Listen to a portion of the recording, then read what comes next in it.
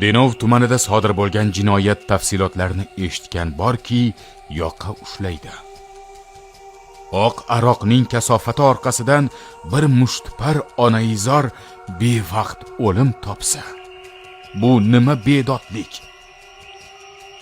Mazkur holat bo'yicha Usmonov Muzaffar Mahmudovich topilganda, dastlab uni spirtli ichimlik ta'sirida ekanligi aniqlangan sababli uni hushyor holatga kelishish uchun dastlabki holatda uni hushyorxonaga joylashtirish ta'minlangan. Ushbu holatdan so'ng olib borilgan dastlab tergov harakatlari davomida Usmonov Muzaffar Mahmudovich ushbu harakatni qilishdan oldin 2024-yil 24-iyun kuni dastlab u onasidan spirtli ichimlik ichish uchun pul so'raganligini hamda ushbu holatda onasi unga puli yo'q ekanligini aytganligi sababli uyida yagona bir dona qolgan televizorni ham sotishmoqchi bo'lganligi holatiga kirishgan.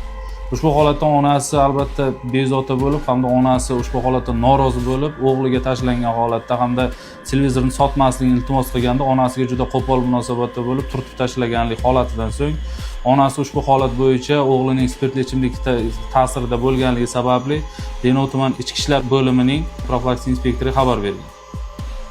Arzimagan gap talashish oqibatida o'g'il o'z onasini o'ldirsa